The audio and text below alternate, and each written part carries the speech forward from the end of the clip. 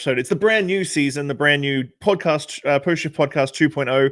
I didn't sleep last night, literally at all, because I was nervous about this. And literally just now in the green room, I said to Sean Finter, who I'm going to have on the show today, that I wasn't going to live stream it. Then I was like, I said, start streaming.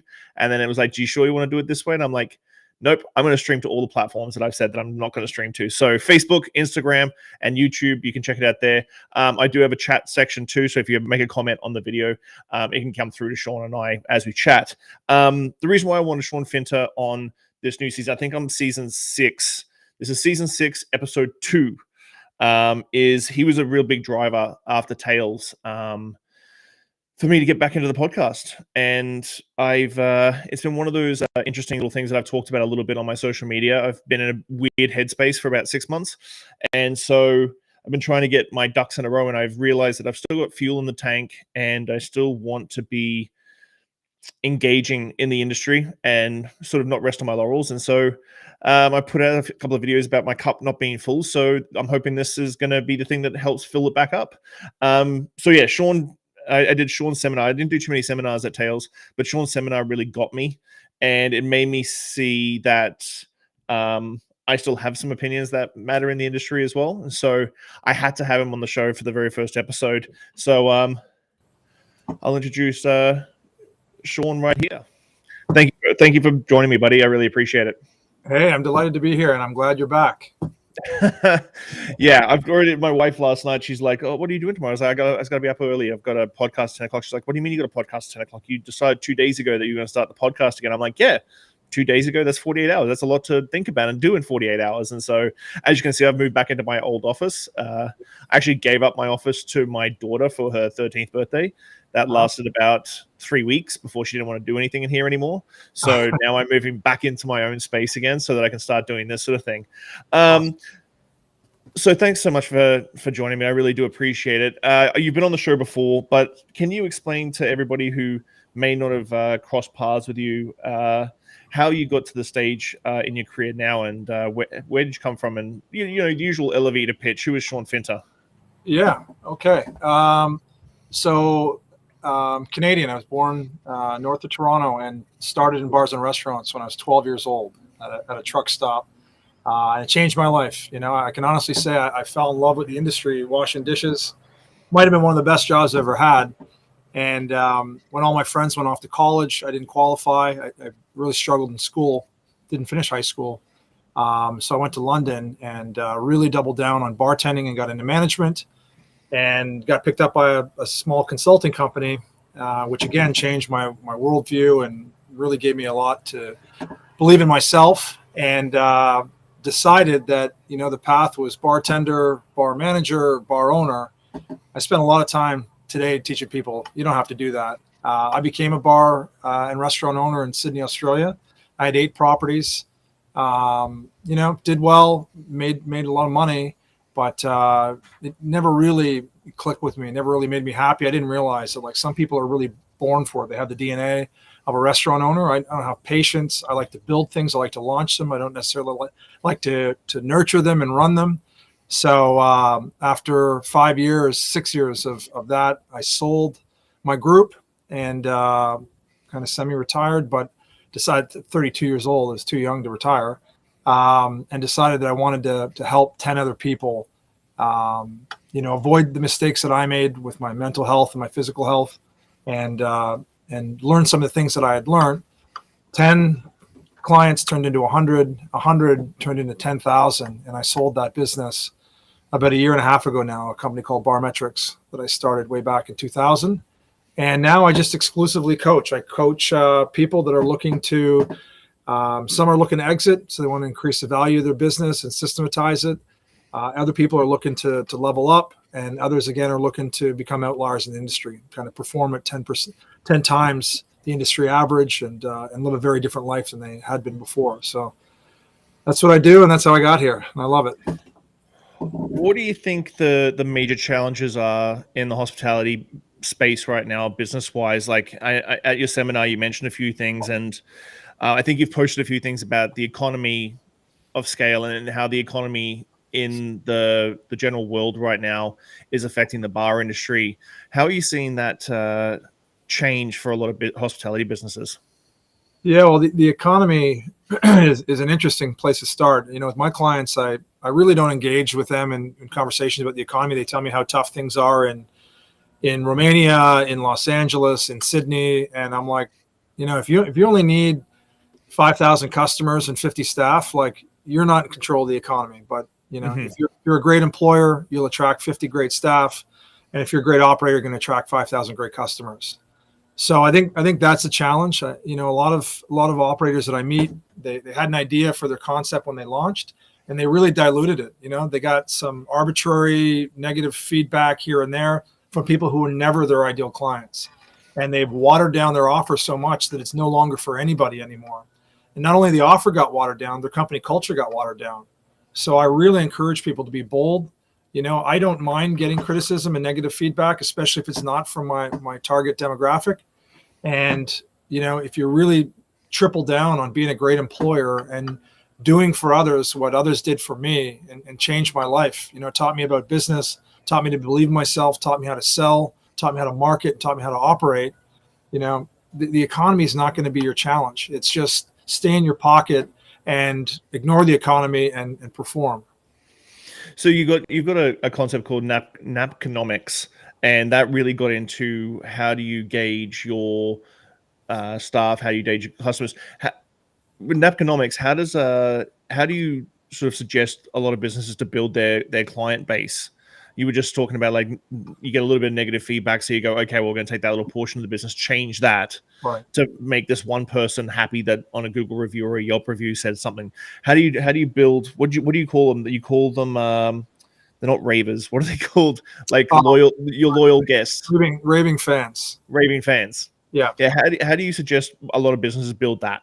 Yeah. So, you know, I think the classic mistake is, and I've been the operator who's made this mistake, so I can speak firsthand, is that you get busy and you kind of talk and act past your staff, right? You're trying to direct the interaction with the guest. You're trying to market differently. You're trying to sell differently.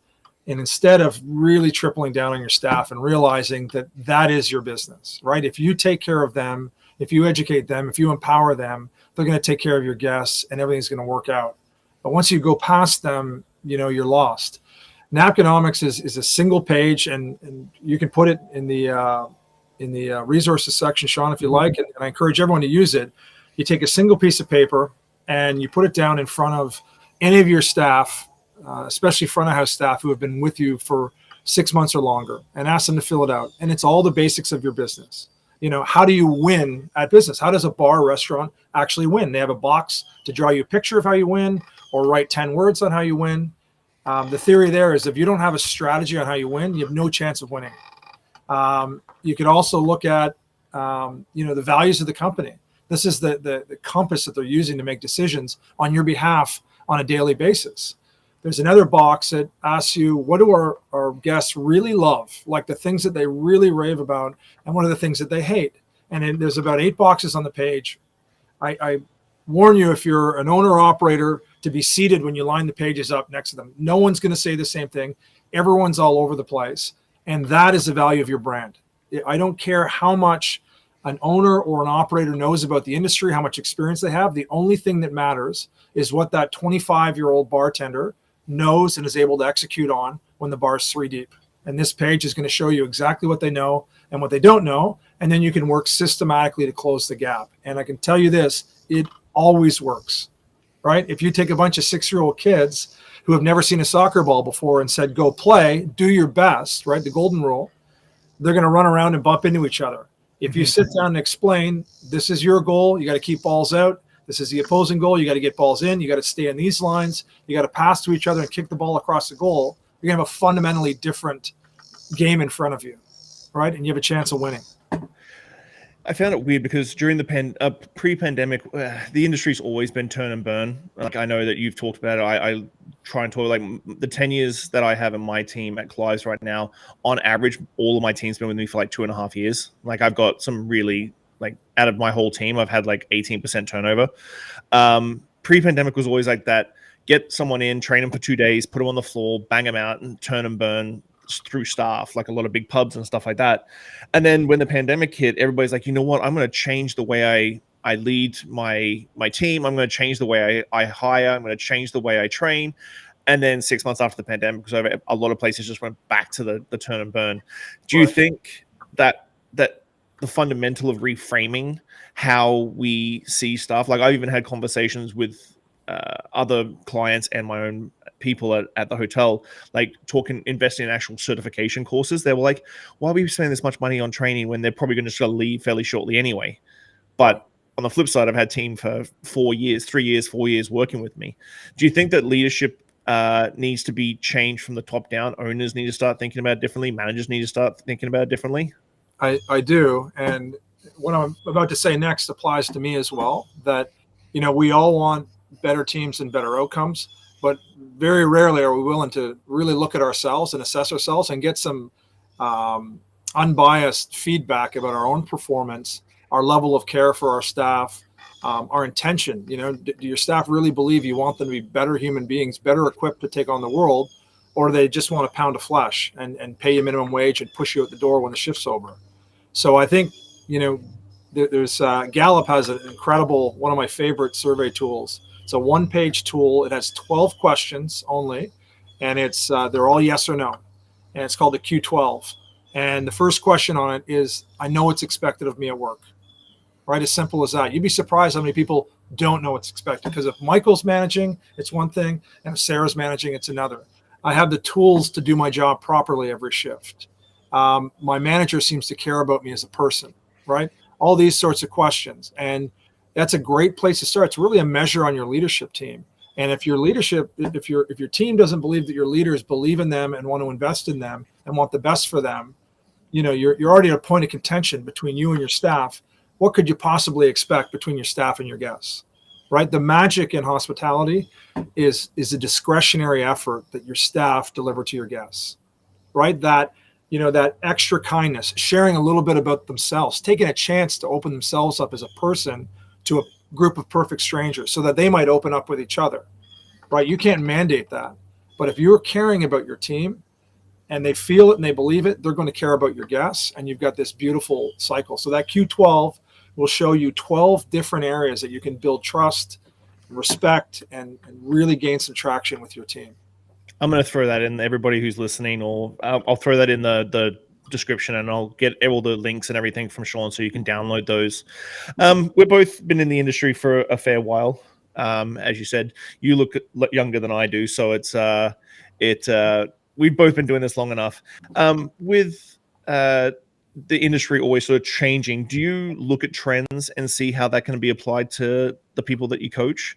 Or do you tend to feel like we've always sort of got that sort of understand that you've got a very structured system in place, that economy doesn't affect that if you're focusing on these things? Do you think that trends in the industry, obviously through the pandemic, there was takeout and a whole bunch of other new trends that sort of hit the market. Do you stick with trends and sort of like evaluate them and then fold them in or push them out? I've got to admit, I'm not a very trendy guy in any sense of the word, fashion or new industry trends. And, and what I believe in our industry, in the hospitality industry, is what always wins the day is just old school hospitality, focus, and attention. You mentioned how old we are, Shawn, and you're right. We're getting old.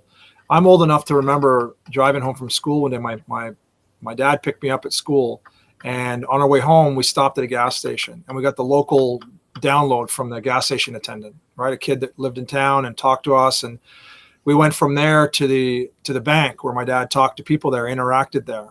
We went from there to the butcher shop. Again, got more local information, had some last sports and all of that. We picked up a movie, and we got our movie recommendations from a woman that worked at the store there. We think about that drive home from work now, people that either work from home isolated or work in a cubicle at work, no contact. The only social interaction they have is social media, which isn't real social contact. And they drive home. They don't stop at any of those places. If they get gas, they pump it themselves and get back in their car. And they go home, and the people that I know, they go home, their kids ignore them. Their wife or husband ignores them. So I think bars and restaurants are the last place that you can be guaranteed to get in your car or walk down the street and talk to a human being. right? Be seen and recognized and hopefully respected and cared for, and at best, admired, loved, right? This is the opportunity we have.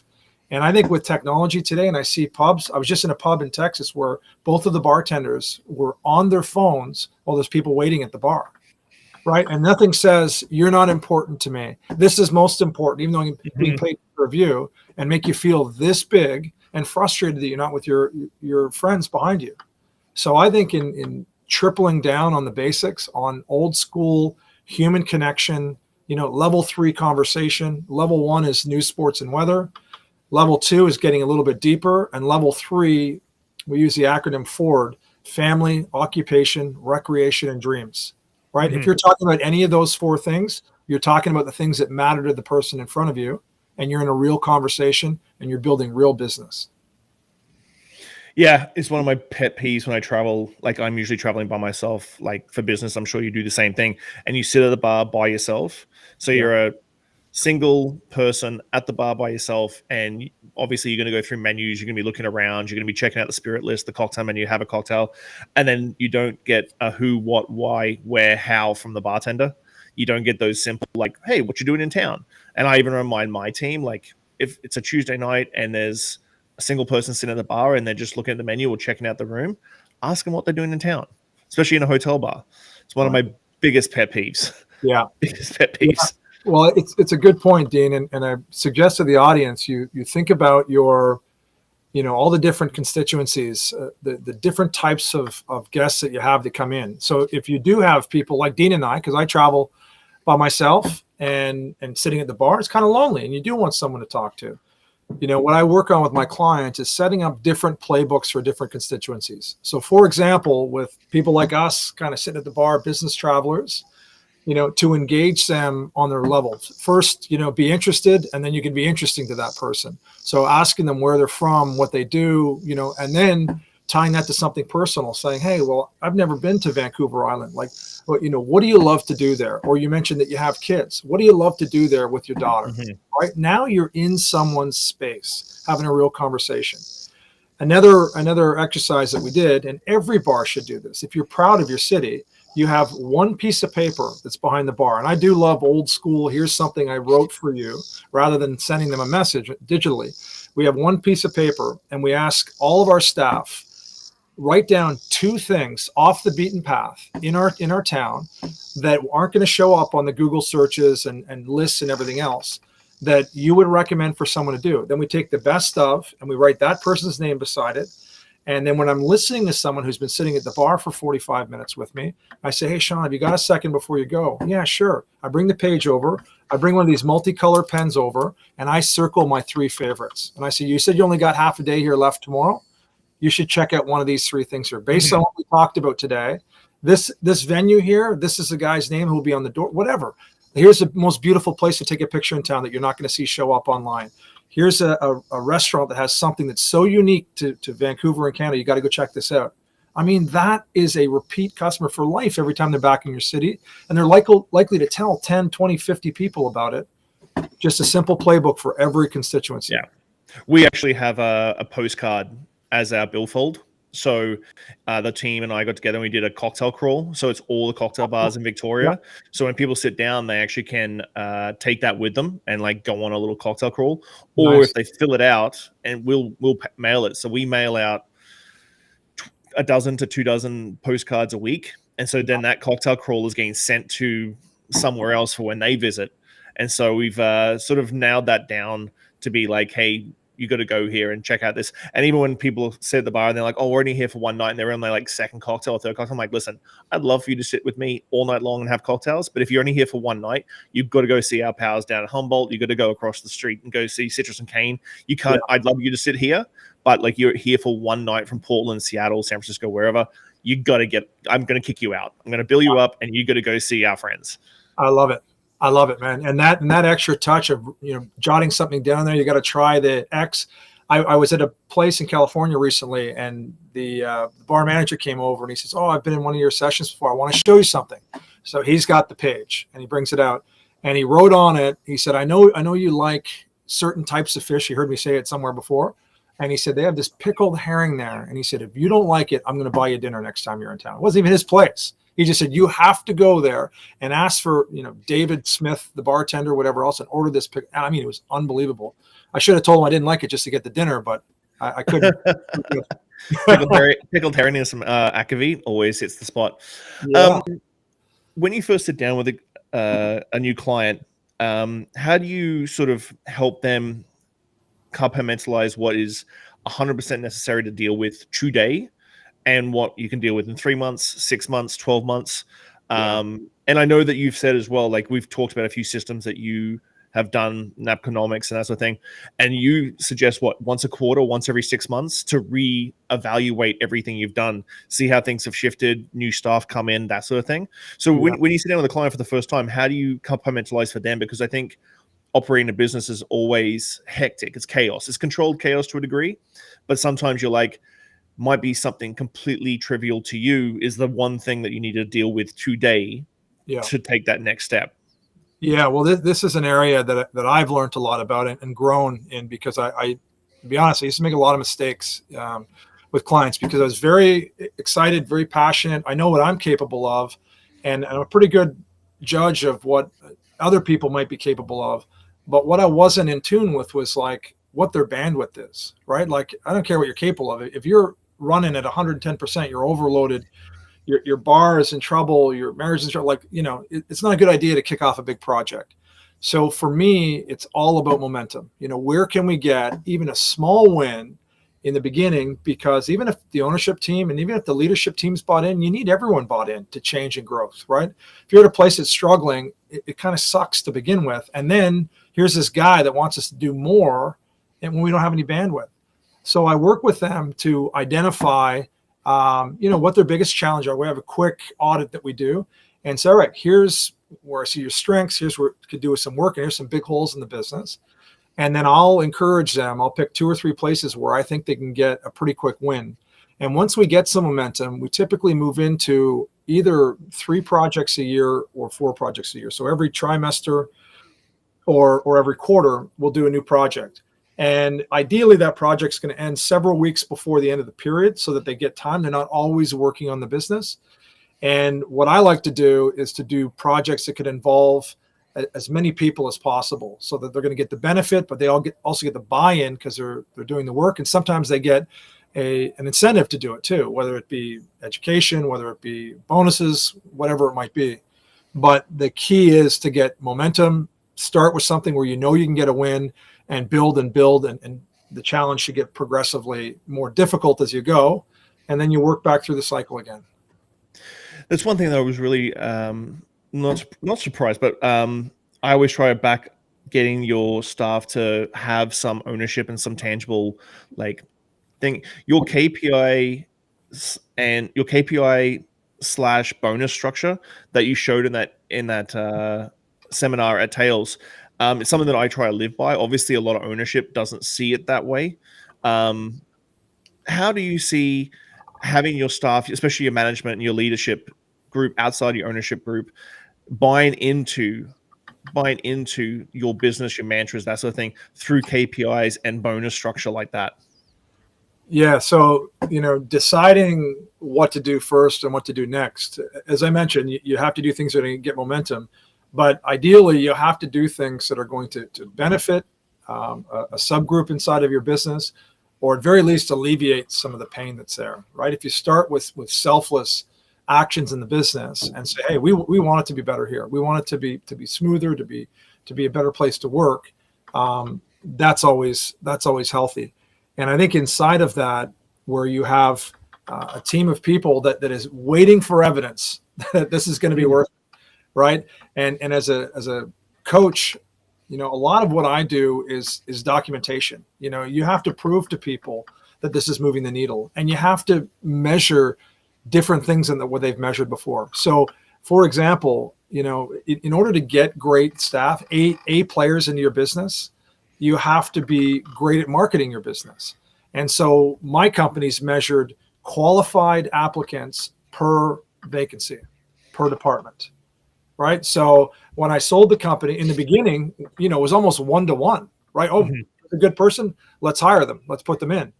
When we sold, we were over 20 qualified applicants. So these are people we would consider hiring, like they tick all the boxes, over 20 people to choose from. You're suddenly in a whole different employment market when that's happening. And you're doing an awful lot right to begin with, and the word's getting out there about what you're doing. So, we always look to, set up our bar programs where, we measure peak hour blocks. So a typical bar, for example, does 80% of their business and 20% of their hours of operation. And those 20%, that usually works out to about 12 to 16 hours a week. That's it. That's your business. That's what you spent millions of dollars on to get a dozen hours a week to perform. And what we do is come in and measure the output per team, per unit that's doing that, and identify the revenue ceiling, which means that once the bar is too deep, it doesn't matter if I bring in 5 great greyhounds worth of people. No more drinks can go across the bar. And then we look to increase that revenue ceiling by 20%. When you do that, a couple of things happen. Number one, the typical business doubles their profit. Number two, the team that's getting it out of the tip pool is now getting 20% more tips. And number three, as you bring the apex up this way, you move it this way as well. Because people we're attracted to the buzz, to the humming of a perfectly busy bar. We don't want it to be quiet because then we feel awkward. We don't want it to be packed because we can't get anything. So if you can keep in that pocket longer, people come earlier and they stay later. So, we believe that you can't measure or you can't improve what you can't measure. So measure the right things, install the system, and then go after it and continue to measure, and you'll get the results. Do you think ownership transparency is something that needs to be worked on? I find I've worked with a lot of ownership in the past, and they'll keep the cards to their chest, like whether they're doing well. And this is from their management team as well, like sales, revenue, bottom line, everything. Do you think the transparency helps breed, especially in the management team, breed that ownership and like, okay, no, I know what the goal is. Like I find a lot of them just, as you said, like come to work and they don't really know what their job role is. But right. I've had ownerships just not even show you top line revenue, and you're just like, well, I don't even know what I'm doing right now. Right. So I'll up front, I'll make the distinction between ownership and leadership. Right. I work with clients that did not have a great ownership team. They had a great leadership team, and therefore they had a great business. And I've worked for clients that have wonderful ownership, poor leadership, and they have a poor business, right? The saying goes that people quit people don't quit jobs, right? A job's just the thing. You work for a human being, and if they show you respect, invest in you, and help you grow, you're 10 times more likely to stick around. And to your point about transparency, yeah, put it this way. I work with a lot of companies. I've coached myself around 450 different owners and senior managers. And their instinct is, it's interesting. If they're doing really well, they don't want anyone to know. If they're doing really poorly, they don't want anyone to know. I'm a curious guy, so I said, okay, you're doing really well. Why don't you want anyone to know? And they said, well, I think people are going to start to steal things. They're going to give away product and everything. I said, do you think Elon Musk has any problem with staplers missing or chairs going out the back door of his office? No, people want to work for someone who's successful. Now, if you're super successful and greedy and have them compromised, then you've got a problem. But on the other end of the spectrum where people aren't doing well, I said, if you're working at a bar and no one tells you what's going on and you're acting a certain way, maybe a little bit cavalier and careless with someone's business and money and reputation, and no one says anything, you just keep doing what you're doing. But if you've hired good people and you come to them and say, hey guys, we're struggling right now. And this is not your problem, but it's mine to fix. And I'm going to show you the books and show you that we're losing money at the moment and we can turn it around. I know we can. Here's what we need to do. For the owner, I've seen dozens of owners have that meeting. And almost every time you're going to have staff say, we got you. We're in this. They see you fighting for yourself. They're going to fight for themselves or fight for the company, and you go. So I think transparency almost always wins, and where it doesn't and people turn on you, I think you've won anyways, right? You at least now you know who's on your team, and you've got a chance to get a new team in. So yeah, I'm all for transparency. So let's just chat about a couple of courses that you do at the Franklin House. The Franklin House is your beautiful, beautiful house down in Maryland. Annapolis, Yeah, Maryland. Right. Maryland. Yeah. So you do the how to become an outlier. Can you explain what do you see as a definition for an outlier in the hospitality industry? Well, I'll give you a specific example. So, we talked earlier about people saying, "Oh, the market's turning, and it's hard to get good people," and all of these things. And a guy who I've worked with for years, and I really, really respect, said Moses. He changed the name of his company from 213 Group, which is LA's area code, and now that he's like in Texas and New York and elsewhere, they changed the company name to Pouring with Heart.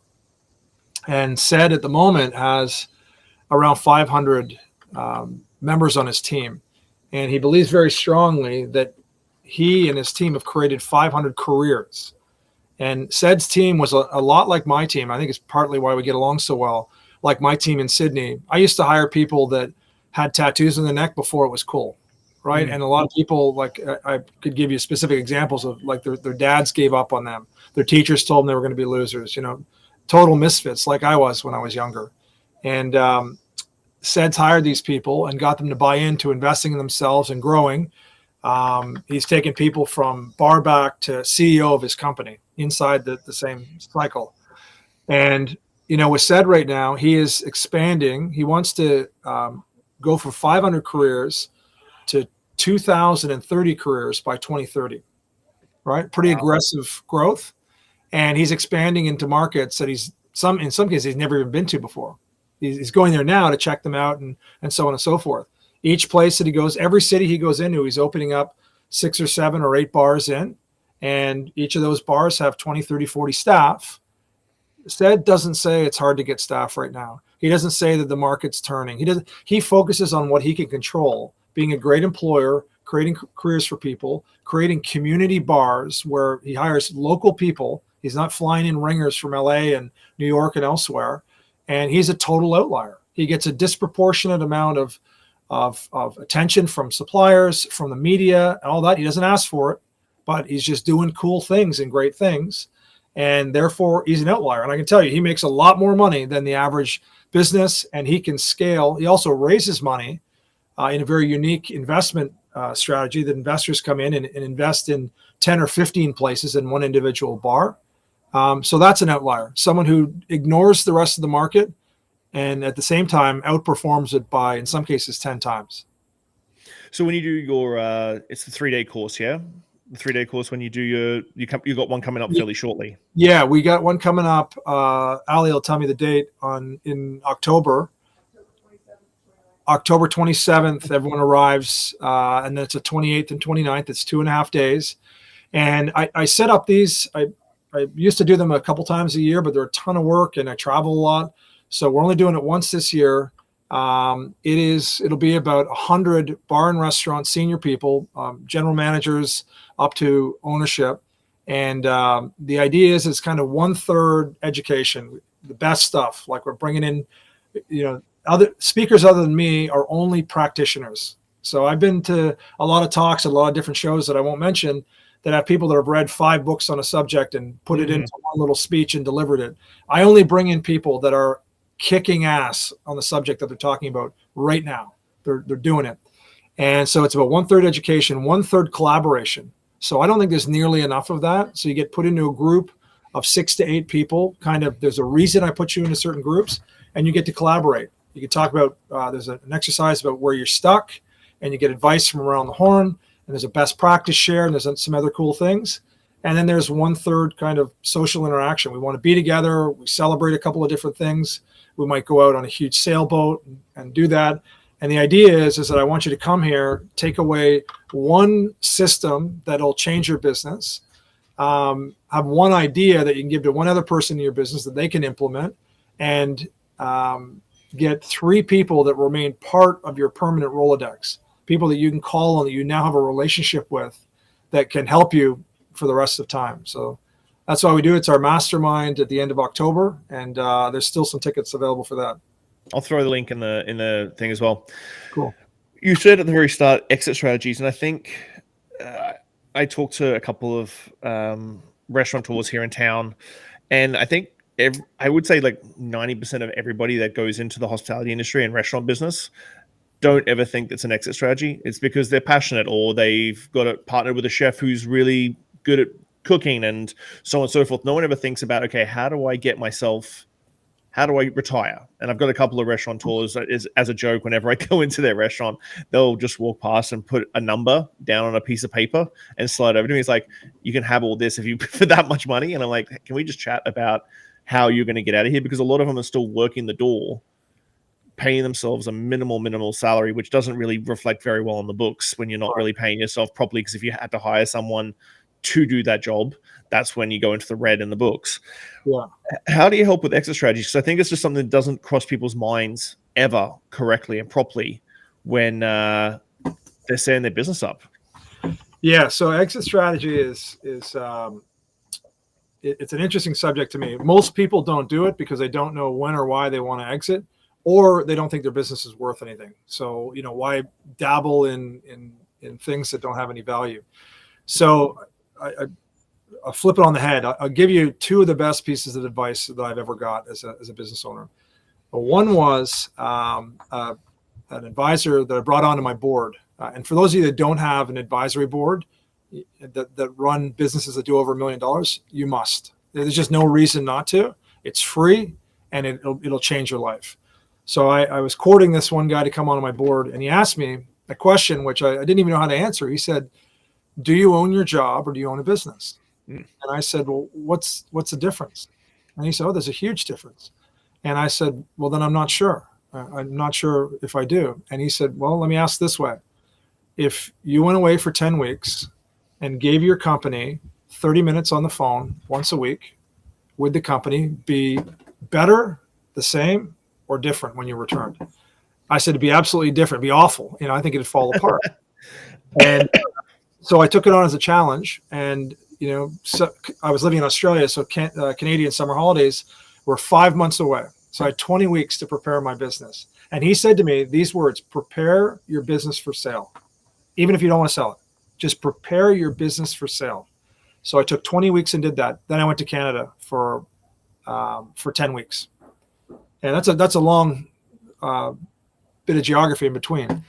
So I tell you, the first week I didn't sleep very well, and my phone didn't ring. They had the landline at the cottage, and no one called. So on Thursday, as agreed, we have this call, half an hour with my leadership team. They had 2 questions for me. And I said, "Okay, give me the rest." Almost like my ego needed them. The place is falling apart and everything else. Everyone stepped up. The next week they had 3 questions. The third week they were down to 2 again. The fourth they were down to 1. The fifth week they didn't have any questions for me. They wrote me and said, "If you're busy, we don't mind skipping the meeting this week. Enjoy your time." That's when I owned a business. And I got back, and things were better. We were similar with revenue and everything else, which was a good thing to drop. They built systems in, they documented things, and they were getting along, and they didn't need me as nearly as much anymore. And the message there is, the more valuable you are to your business, the less valuable your business is. Right? And try to get yourself out of the egotistical, I'm the answers guy, I'm the man when I walk in. There's something beautiful about walking in your venue and someone asks you how your kids are doing, right? And you ask them, is your mom feeling better? And maybe we get around to something that happened last week that we need to address, but it's a beautiful place to be in life. And here's the funny thing. I did that 20 weeks of work. I went away for 10 weeks. 2 weeks after I got back, now my business is ready for sale. I was made an offer on my business. Wow. And I sold it. Wow. Yeah. I think it is. I've been trying for the last couple of weeks because I went away for 2 weeks in May. Sort of since May, I've been sort of like trying to figure out where do I need to fill my team's gaps to do it. Because even though Clive's isn't my business, I still treat it that way. And I do agree. It is one of those things where you want to give away more responsibility to your team, but you're also like, but you don't want it to be not wanted. Right. You don't want them to be completely unnecessarily not needing you anymore. Which is a thing I've been struggling with the last couple of months. Yeah. Well, for management that have the knack of doing that can really set a business up to run autonomously, those are the highest paid managers in the industry. If you go to a business owner who's pulling his or her hair out and running in circles and saying, hey, here's what I've done down the road, I'd be snapping that person up overnight. And I'll give you a tip on doing this. We had this whiteboard in the back, and it was we called it business in a box. We're gonna put this business into a box, and everything that went wrong, we wrote it down and thought, what system is missing, or what decision making is missing that we could have avoided this. And then there was a line, and there was a 1/3 of the board that was left open, and that section on the board, we had a shift report every shift that could not be a member of the management team. So it could be a dishwasher, a bartender, a host, anyone but a manager did a shift report. And we did two. We did one front of house and one back of house. And one of the questions on there, given what you saw today on the shift, what one thing do you think we need to improve to make this be a better place to work? And that's where so much of the gold came from. Like people in the trenches, because once you get to a certain level, you get isolated from certain things that are causing people. And we started to chip away at all those things. And as I said, within, I had 20 months to get ready. On week 16, we were good to go. 16 weeks, and we had the business in a box. Tested it for 10 weeks. 2 weeks later, I was offered a number that made a lot of sense. Wow, it's insane. No, we've talked about outside influences in your restaurant and your bars. Do you see anything challenge-wise coming down the pipeline for bars or restaurants, or do you really think if those fundamentals are being completely tagged, staff are great, you're getting great resumes, that sort of thing? Do you see any challenges coming down in the next 6 to 12 months for the hospitality industry? I think, especially here in the States, where you've got an election coming up and a lot of uncertainty. But as I said, what I'm certain of is that, if the market does turn dramatically in a negative way, we're going to need more bars or better bars and restaurants. We're going to need a better place to go to, if people are spending less money when they go out or going out less often, they're going to want it to be more meaningful. They're going to want good people to be around. And I think in that, the unique challenge for ownership is why you? Why do you deserve to get the best staff knocking on your door? Why do you deserve to get customers coming through here? And as I said, never look past your team. And if you can be that employer, like I'm working with a client, when I get off this call, I got a coaching call. And what we're working on today is the model that I had with my leadership team. I paid, 10 or 20% more than the average in Sydney for management in that position. So we knew what AGMs made, and we paid a little bit more. But everyone had an uncapped ability to make as much money as they wanted through our bonus structures. And in that, my goal was, and the goal of my entire team was to have our leadership team make twice as much as the rest of the market. Now, I did not achieve that in the 3 years that we tried, but we made 80% more than the average manager in Sydney at the time. And same for the staff. Back of house, we came up with 10 things that we could do above and beyond what everyone else was doing. For example, the guys in the back of house, we had a lot of Thai workers that worked there in Australia in the back of house. And one thing I noticed with their footwear was terrible. Shoes were pieces, just awful, because it's a dirty or a tough place on shoes. So I said to them, why don't you get new shoes? And they kind of smiled. And one guy said to me, he said, Shawn, for the price of a decent pair of boots for the kitchen, I can get all 3 of my kids a new pair of shoes. And I'm going to do that every day of the week. Right. So we said, okay, when you get hired with us, your first day on the counter is a pair of industrial Blundstone boots. And then every year on your anniversary of the company, a new pair of Blundstone boots. Right. So that was one thing. We had English as a second language. We had a teacher that came in every Thursday and helped with programs and write for people. If they wanted to do it, great. If they didn't, that was fine too. On your 1 year anniversary with us, you were given an education budget, which you could apply anywhere you like, so long as you proved that it was going to be a benefit to the business and you're going to teach something back to us.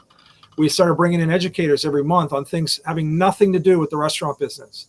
How to get your first house in Sydney, the second most expensive market in the world to get a house.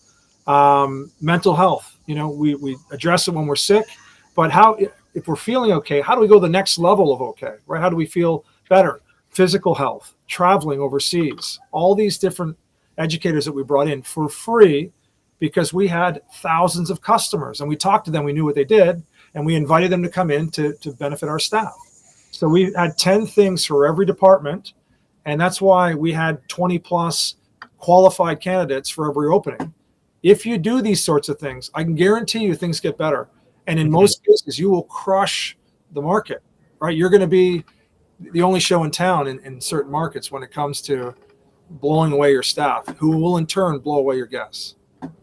Yeah, I still think the short-sightedness of a lot of the industry people when it comes to training and certifications. Like for the first year at Clive's, every staff member does Bar Smarts online. We do Edinburgh Whiskey Academy certifications, gin, Irish whiskey, and Scotch, a bourbon certification, 1 year anniversary WSET 1 in spirits, second anniversary WSET 2 in spirits. Then we start talking about specializations, so agave specializations, stuff like that. Nice. We shot in February for a refresh, and so one of my kids, he's been with me over 3 years now, Harry, he's like, well, I want to go traveling. I'm like, well, how about I set you a stage up? Where do you want to go? He's like, well, I want to go to Milan. I'm like, done.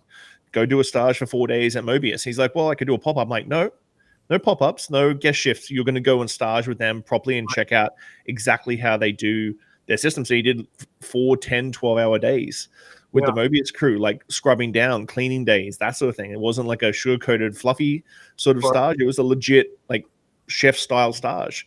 And so that's how come I can say to people, like, the EWA courses are like literally $450 a person for the year for 3 courses. And it's a certification that's on their resume.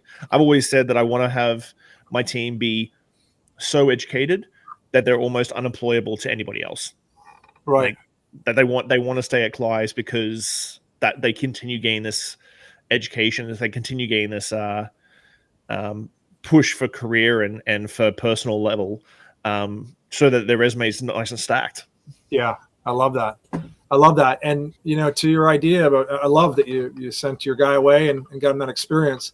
One thing that we encourage our clients to do is, and part of it is they meet at these gatherings in Annapolis, but we also meet online. We do a lot of work in virtually, but to have 2 or 3 other operators that are similar to what you do, a little bit different, you admire some of the things that they do. And then we do these exchange programs where for a week or however many days you decide, and you send an AGM and our AGM goes there, and they do these shadow shifts. And the rules that we encourage are, you know, don't interrupt the flow. You know, ask your questions on a break and after the shift, but bring your notepad. Be respectful, watch, learn, and listen. And I mean, people come back with like, you won't believe how this works, or this problem we have, they don't have that because, you know, and it's, and again, you're going, like, if you're going from Vancouver Island to Sydney or Austin, Texas, or London, England, and all you got to do is arrange a place for this person to stay, and they're going to take care of your guy. And hopefully he can walk to work, she can walk to work, and boom, it changes their life. And those people become connected forever too, right? They're building up a professional network, learning and growing. It's an awesome thing. People leave those businesses a lot less than places that don't afford opportunities that can change your life. How much time have we got left? That's up to you, man. I've got time. You got time? Yeah. Just check with Ali. So if you can bring me in a glass of water or something, I appreciate it. Let's do some questions. So I've been trying to, for the second generation of the podcast, I'm really sort of leveling in a little bit more. To be honest with you, I'm going to be honest with everybody. I use ChatGPT a lot. Like, not sure how much you use. I literally, like, you type in, I want to do a interview with Sean Finter in Sean Soole style for Post Your Podcast. It'll give you a list of questions. It's amazing. So I want a bit more structure, a little bit less fly by the seat of my pants. For that. So we'll do 5 deep questions that I've sort of been thinking about. What one lesson or experience has shaped your perspective the most in your career, and how do you carry it forward? That's a good one. You know, I think the big one that helped me, my mental health, was, you know, the maturity in business, where my immaturity was that I was doing 100 hours a week, and I thought that was cool and a badge of honor. And what it was being a thief to everyone that matters to me, you know, not just in the time that I wasn't there, but how I showed up when I was there. And, you know, when I started getting coaching, the coach that I work with helped me understand there is busy, mindless work that we do that comforts us, it numbs us. There is work that needs to get done and you could do it or someone else can do it. And then there's work that only you can do and should do. And he said, if that's over 20 hours a week, you're doing it wrong. You're in the wrong business, right? If it takes you 60 hours to do the basics of your job, then you're not doing it right. So I really started to isolate down to 20 hours a week. And, you know, I'm a guy who could take 20 hours a week and spread it over 60, right? Mm-hmm. You're mucking around in between tasks. But getting disciplined about the time that I spend on the business and the results I'm getting, and then teaching my leadership team that. You know, we had 28 offices around the world. So part of my job was helping leaders be more successful. And I got them in the same mindset to say, let's figure out the 3 different types of work that we do and what you should be doing. And it was a game changer for me. And I no longer felt guilty that I wasn't working as much because I was doing mindless work anyways. I think as passionate hospitality people, we tend to fall into that sort of trap as well. Like I know I talked about it with my therapist. I was like, why do I need to go to work at that time of morning? But it's easy. It's easier for me to get my day started and just start going do, as you said, mindless work instead of going to the gym or spend a little time in here and doing a podcast or something like that. And so I'm sort of now personally reframing a lot of that stuff because I think when you're the boss, it's really easy to fall into that habit of I'll go to work because I'm comfortable. It's easy there. I can do my 9 hours and clock in, clock out and do that 30% mindless work, 30% you could give it to someone else, 30% only you can do. So I've actually been taking days off and not being at work as much as I have been in the past. Yeah. And when you do that, Shawn, I think that the opposite of what I used to believe is actually true, that I used to feel I was letting people off not being there, and it's showing them that, hey, no one has to be there all the time. Like you need people there that are committed and getting the job done. And if you're able to not be there, then you've done your job or a big part of your job. And let them be successful without you in the room. Well, I think also like it's again post-pandemic. I had high hopes for people to change, the majority of people to change their mentalities towards stuff. So a lot of my team only work 4-day weeks, and so they get 3 days off a week. Being in the hospitality industry, dealing with people for an 8-hour shift or a 9-hour shift is tough enough as it is. So I'm trying to give work-life balance in a way that I never had. And I feel in the hospitality industry, we tend to always fall back on like, well, I did it this way, so they should do it this way. And this old school mentality of like, I did it this way. And without thinking the generation before us the generation after us should have it way easier than we had it. And so it should be easier every single generation. It shouldn't still be that 60-hour work mentality and that badge of honor. Yeah, I agree. And I think on the point with work-life balance, I've never had balance in my entire life. And you know, looking back, sometimes it's off balance by design, but I strive for work-life momentum, right? I want to have a healthy home life and things. So if I got to go on the road for 2 weeks, like, you know, we've built this beautiful energy and momentum, and I want the same at work. And, you know, so I'm a big believer in getting the energy right, the momentum headed in the right direction. Balance in my view of it was always like I'm at work and then I'm at home and I got to make sure I get more time in each place. But the energy is what really matters to me. Wow. If you could leave one lasting message or piece of wisdom in the world, what would it be and why? I would say, you know, a lesson that I learned the hard way at home with watching my dad with his work and lots of clients since is that don't ever underappreciate how important what you do and why you do it is. You know, a friend of mine shared with me a long time ago that, you know, he looks at life in thirds, right? That let's say we're lucky to live till 90 years old. First third of our life is a blur, right? Like my daughter, before all these things happened, I was a kid, I started to become a man. The next third of your life is the prime time of your life, 30 to 60, right? When you become a father, a business owner, or whatever it is that you do. And then from 60 to 90, we never know, right? I'm going to go to Canada in a couple of days to bury my brother-in-law. He's only 3 years older than me. He just lost his battle with cancer. And, you know, I'll be able to stand at his funeral with his children and say, your dad lived a great life. Your dad he's a farmer. He loved what he did. He loved his family and everything else. I'd be so much more heartbroken if I was standing with his children saying, man, it's a shame your dad hated his job for 20 years and did it just for the money.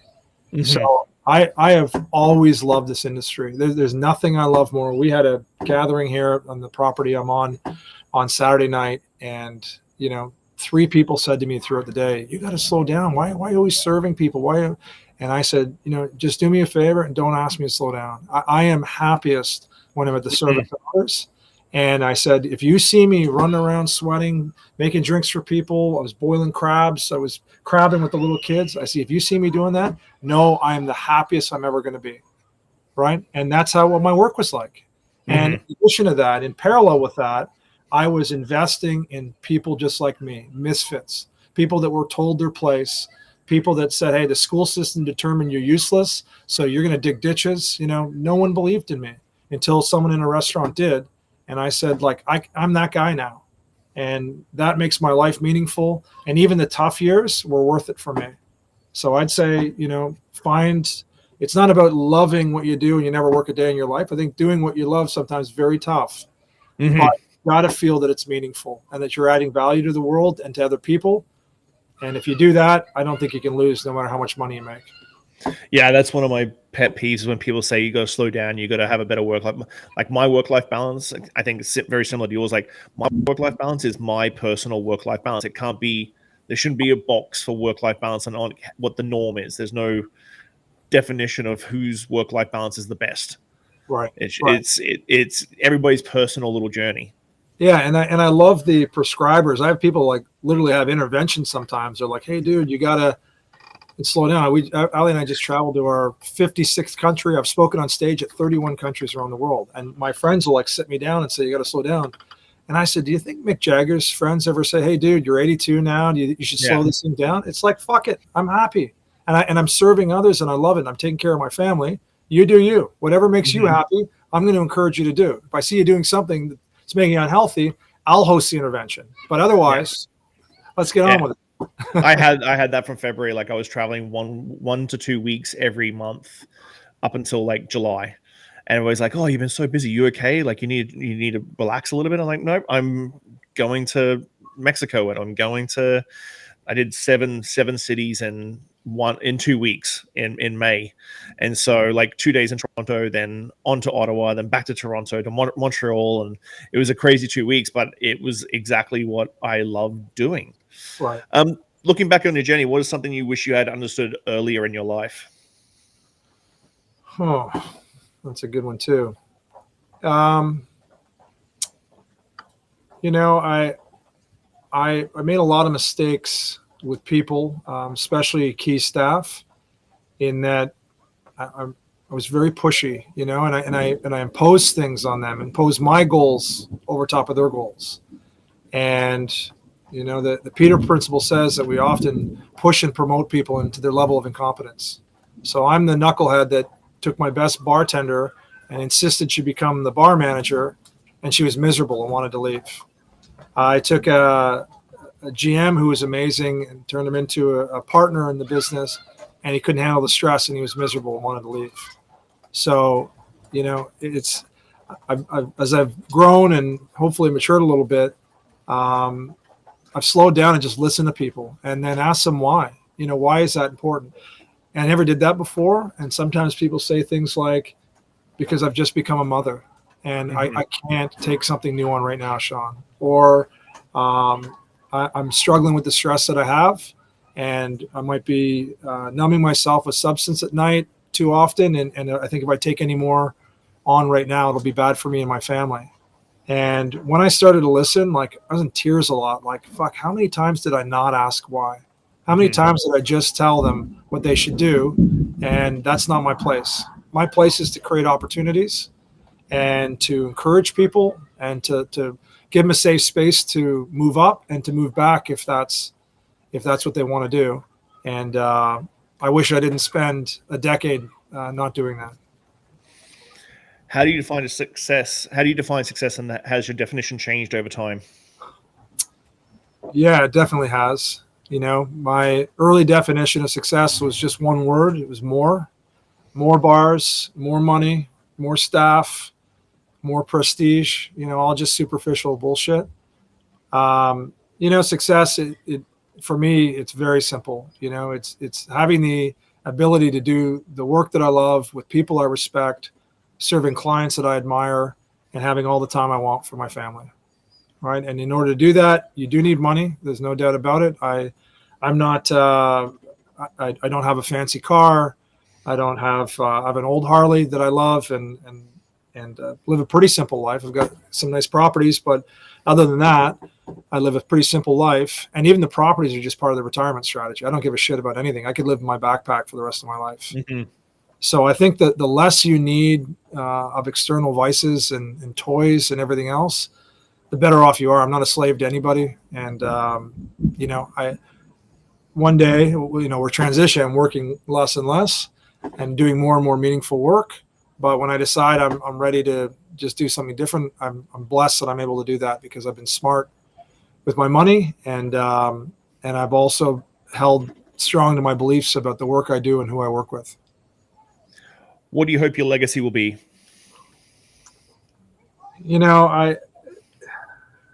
My kids are my legacy, and I don't care what people think about me now. To be honest, I'm not a guy who reads my own reviews or anything else. And I know I won't care when I'm gone. But I learned the hard way. I was picked on a lot when I was younger, and listened to gossip and everything else. And I could honestly say, like, I try to do good things for people every day, and take care of people and take care of my family. And as long as my kids love me and want to spend time with me, that's all I really care about. And the rest of the internet and whatever else doesn't really matter to me. And we'll finish everything on a lighter note. What's your go-to cocktail? Well, that depends on the season. I love nothing more in the summer than I just love just a simple Tanqueray and tonic. I've tried every gin I think that's out there, and there's some great ones. I like Ford's and I like a few different ones. I love a Tanqueray Negroni, and I like a kind of a heavier, like an old fashioned in the winter. I love cigars, so I love Tommy's Margarita. Out on the boat, I squeeze them fresh on the dock and go out. There's nothing better than surprising people, pulling beautiful little glasses out of the cooler and pouring a beautiful Tommy's Margarita, and maybe get Julio on FaceTime to say hello. That's awesome. Well, man, I really appreciate this. Like I said in my little I was really nervous, not talking about you, but like, it's been 2.5 years since I did the podcast, and I did 350 plus episodes before I hung up my hat in, I think, February 2022. I think I hung up my hat for a bit. So we are like literally 2.5 years since I've done this. And so I wasn't sure if I was going to be still good at it. So I'm glad that I had you as my first guest, because you have you've influenced me for a long time. Like, we met, I doubt you even remember, we met years ago when Kit was running things in Toronto. And I did some of your coursework in Toronto years and years ago.